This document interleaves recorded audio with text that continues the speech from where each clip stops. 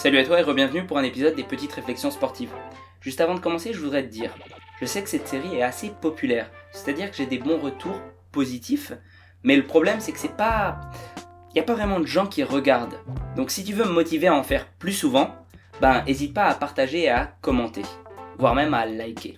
Le thème du jour ce sera les films d'action, et on va commencer tout de suite avec le plus légendaire à mes yeux, en tout cas mon film préféré, Rocky. Alors déjà je tiens à dire que le scénario de Rocky il est tiré d'une histoire vraie, c'est-à-dire qu'il y a vraiment un champion du monde de boxe qui s'est tapé avec un boxeur, pas amateur, mais qui était pas vraiment fort sur le papier, et ils ont réussi à aller jusqu'au point. Donc du coup ça c'est possible. Mais dans Rocky 4, on voit bien que Dolph Lundgren, le russe, il est gonflé au testostérone, aux hormones. Et pourtant Rocky, qui s'entraîne comme un naturel dans la campagne, etc., il réussit à le battre.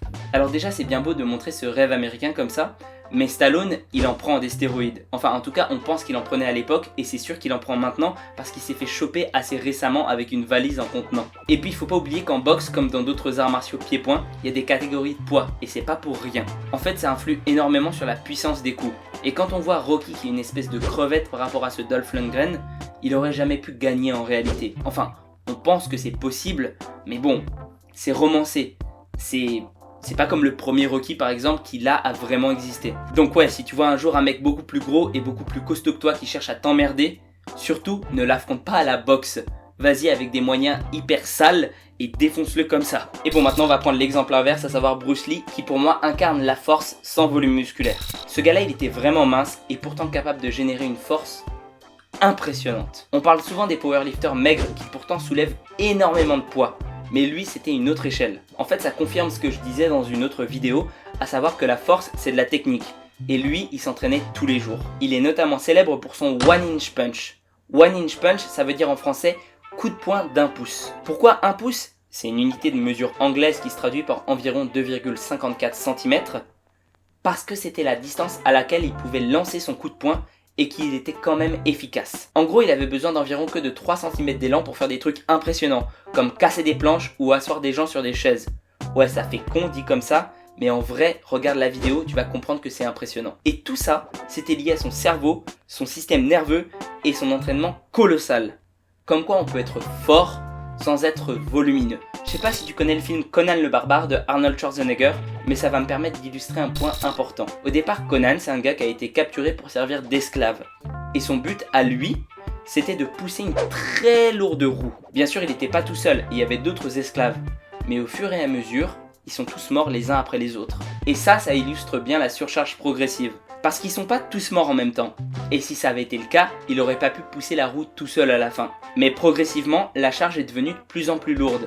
Et donc il a gagné du muscle, et donc il est devenu plus fort, et donc à la fin, il pouvait s'en occuper tout seul. Après ça, il a eu un autre job, faire des combats de gladiateurs. Enfin, pas vraiment des gladiateurs, mais tu me comprends. Un truc intéressant, c'est qu'il a été prouvé que si tu supportes ton équipe de foot et qu'elle gagne, t'as une augmentation de la testostérone. Donc on pourrait supposer que quand toi tu gagnes un combat face à quelqu'un d'autre, par exemple quand tu fais des arts martiaux, ça peut augmenter de la même façon ton niveau de testostérone. C'est donc pas un hasard si Conan il est aussi musclé, entre la surcharge progressive et tous ces combats hyper sauvages. Le dernier James Bond c'est Daniel Craig, et je sais pas si t'as déjà vu son corps, mais il est costaud. Pourtant quand il est habillé on le voit pas vraiment, et c'est un avantage en tant que James Bond parce qu'il doit passer incognito. Mais bon, pour nous le commun des mortels qui faisons de la musculation de façon naturelle, on a envie d'avoir l'air un peu costaud sous nos vêtements. Malheureusement souvent, sauf si tu choisis bien tes vêtements, c'est très difficile. En tout cas, on a l'air beaucoup moins costaud habillé que sans.